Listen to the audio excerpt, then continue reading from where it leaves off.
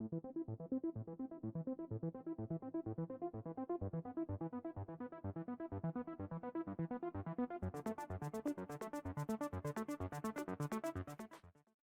everyone, welcome back to the range. My name is Matt, the self-proclaimed king of armor destruction. And I've got an armor panel to destroy today. This is from Battle Steel. It's a brand from Botach Tactical.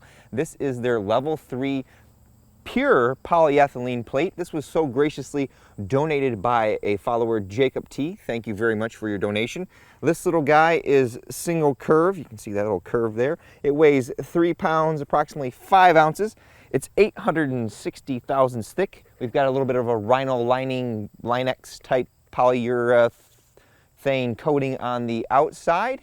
While I'm not in NIJ lab, I try to stick to as many constants that I'm able to out here in the woods so that you guys have hard data to take away from these tests so you can build confidence in the products that you guys are looking to buy. So, because this is a rifle plate, I shoot at 45 feet. I also shoot at 0 degrees. That is worst case, my stuff's falling on the table over there. That is worst case for the armor, best case for the shooter. Any type of oblique angles increases the amount of material that that bullet has to travel through. I also use this giant clay briefcase right here. It's 16 by 16 by about 4 inches deep, filled with Roma Plastilina #1 clay. It was donated by Chavant.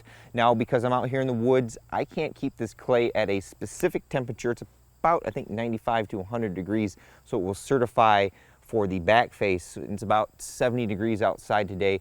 So we just get a representation, and it's good just to have a giant compressible media to put against the plate. Now, because this is pure polyethylene, and if you've been here watching my videos for a while, you know polyethylene is good at stopping things with a lot of speed, but it has problems stopping things with harder bullet construction such as M855 and M855A1, maybe even 5.7. So we're going to come up with a few different threats that we're going to shoot at this plate today. I always put a spreadsheet here at the beginning, and then at the end I fill it out. Jacob, I apologize that it's taken me over a year to get this tested, but we're out today on a beautiful day, so I figured this would be the first plate that we get out of the way. Now, I'm trying to make sure I don't talk and ramble too much in all these videos and do any unnecessary edits, so I'm going to shoot a whole bunch of the threats at it, then we'll go down and see what happened on our plate. With our polyethylene, we can do that pretty well because we can see the shots. So first up, I have my special threats that I like to put against my polyethylene plates. I have a subsonic M855A1. That is the Army's new enhanced performance round, but I have it going under 1,100 feet per second, so we can simulate quite a bit of range. Then I have our standard M855. That is a 62 grain ball round with a conical steel penetrating tip. The entire core is not steel core.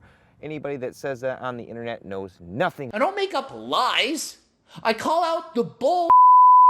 We have our 10.5 inch SBR here with a turbo 5.56 suppressor on here. We got the new Primary Arms 3X Cyclops up here. I think the only thing I dislike so far is the eye relief is not as generous as the 1X, so I've got it pretty far back on the rail.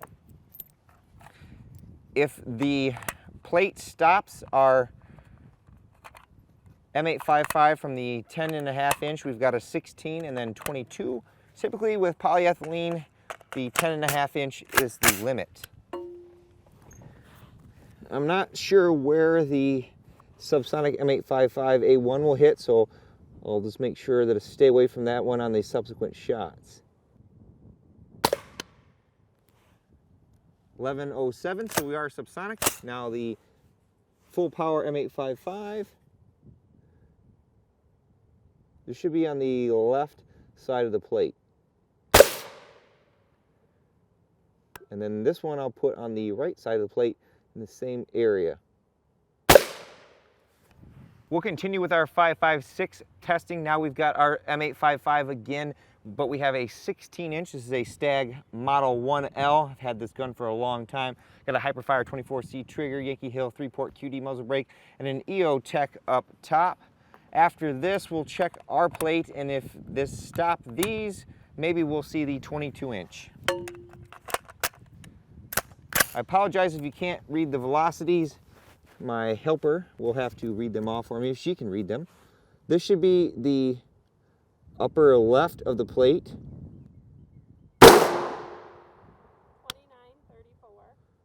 29.34. 29.34. And then the right hand side. 29.34. 29.85. Now on to our final barrel length for our 5.56. This is our 22-inch TC compass. Still got the turbo 5.56 on here, so maximum real-world velocity until I get a 24-inch. You might want to do that someday. So we have two more threats. We have M193, that is a 55 grain full metal jacket. It is known for its superb velocity and ability to defeat steel armor.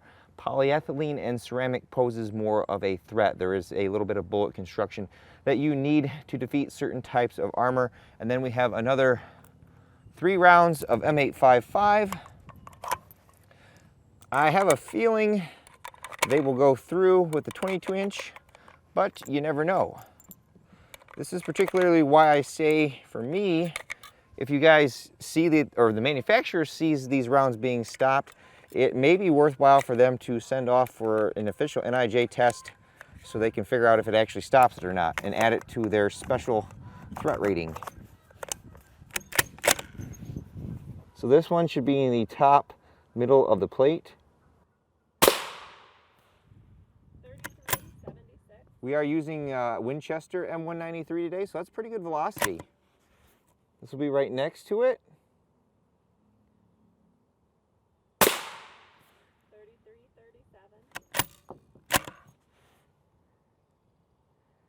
And then put this one on the second row left. 33.86.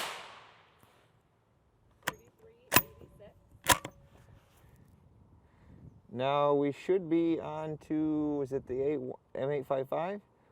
I'm going to put this one right next to the subsonic one. 33.74. That was M193. Now we should be on to the M855. Same second row. 31.17. That's good velocity. This is Independence M855.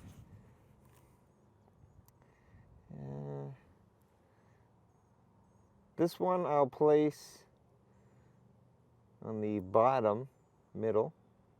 78.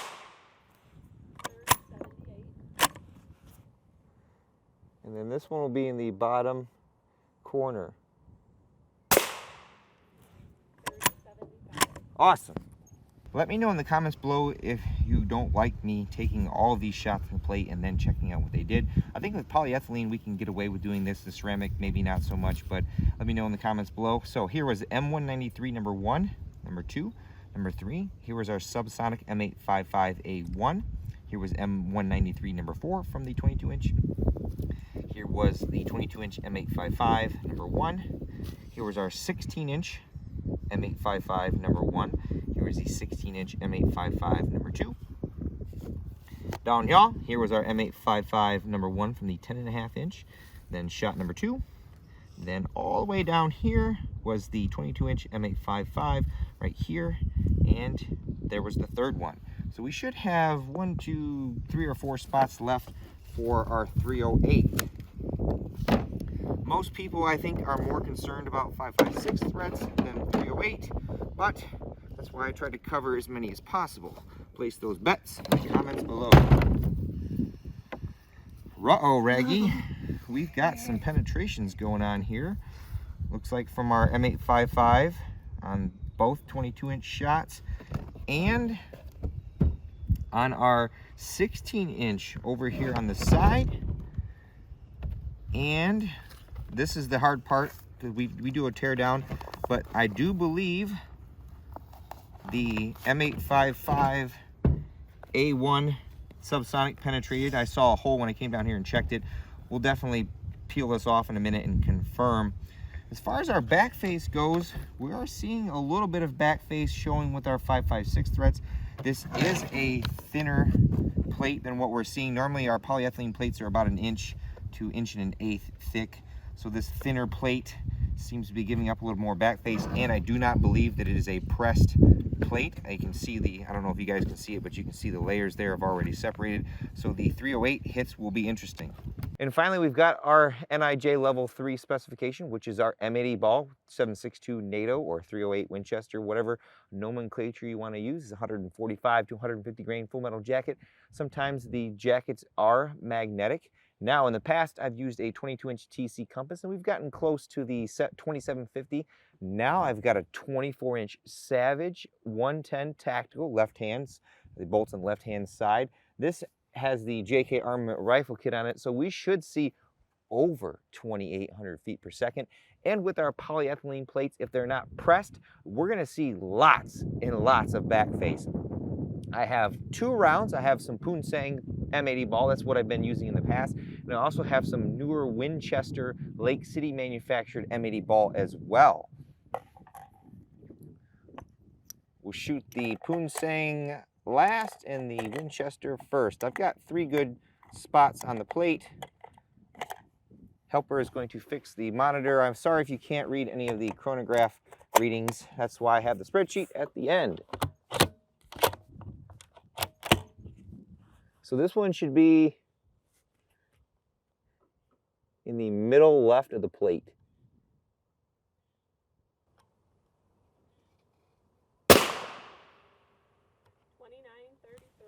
That's some good velocity. All right. Make sure my offset's close, so we're a little bit on the down. Okay, so this will be in the bottom left. Make sure I get a chronograph reading off this for you all.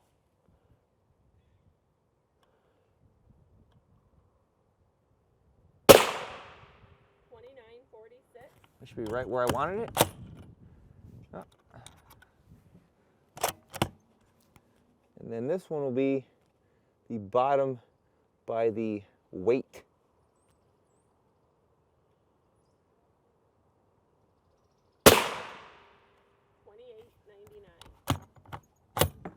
Definitely think I should pick up some more of the Winchester for our official testing because we're getting really good velocities out of that. Now, I'm going above and beyond the specification here, so we know if it stops at an extra velocity, we're going to see some more back face, but that's a good thing that there's some safety margins built into our plate. Here are shots number 1, 2, and 3 from our M80 ball. Like I said, excellent velocities. It's not looking so hot when the whole plate has been shifted away from the clay briefcase. Straps are coming off. Place those bets in the comments below. Well, no pass-throughs, folks. But that back face, especially on this shot down here, look at that. That's huge. Insert Donald Trump, huge. Our back face, if we could get a measurement off it, like I said, it's gonna not give us a true number, but that's 62 millimeters, so that would be above the 44 millimeters. So in an NIJ test, that could be failing, although when they test plates for level 3, you get 6 shots evenly spaced out. Then they go to a different plate to test additionally. So on this guy over here, 32 millimeters, and then our center shot,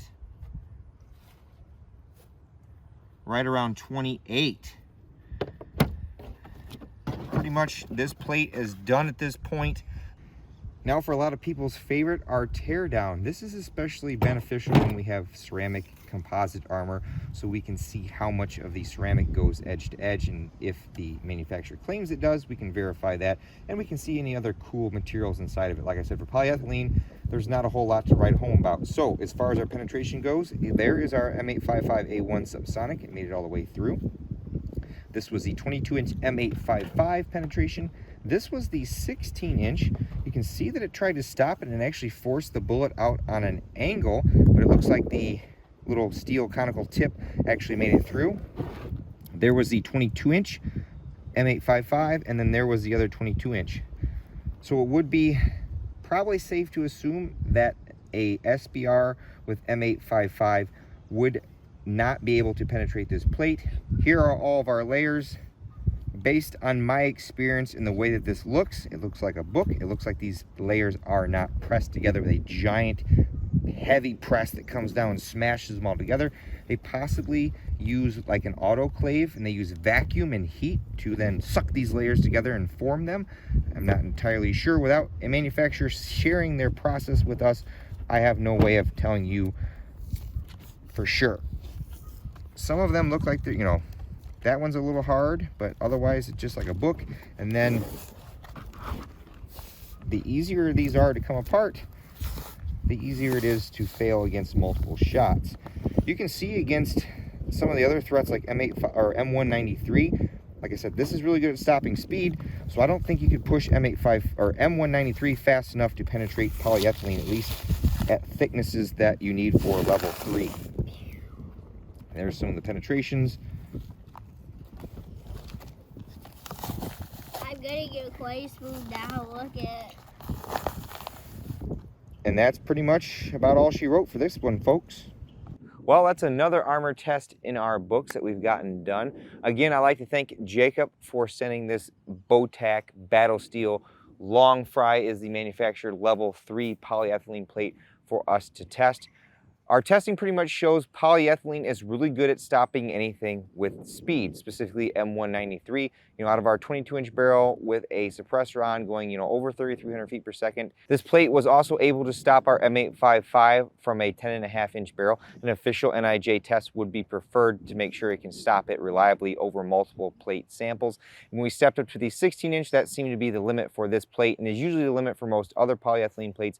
Now, our 308, we are above the specification for that, and then because of that, I think the back face tend to show more as well because it was the last of the 3 shots that we put all on this plate. Overall, I personally am pleased with the threat profile that I came up with for our polyethylene testing. There's not a lot of advanced threats that we can throw at it because once you introduce any kind of bullet construction against these, then that tends to win over, kind of like the subsonic M855A1.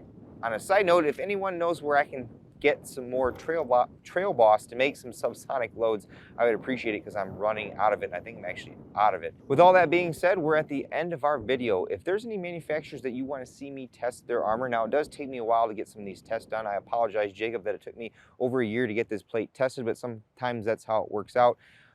Drop me a comment below, or if you see that manufacturer posting any kind of, you know, videos on social media, Facebook, Instagram, go ahead and tag me, and then maybe we can work something out so we can get our hands on those plates. At the end of all of my videos, I'd like to take a moment to thank all those who help make these possible. Number 1 is my Patreon supporters. Number 2 is Jacob, again, who sent me that plate. And of course, number 3 is you all for watching. Until next time, I'll catch you at the range.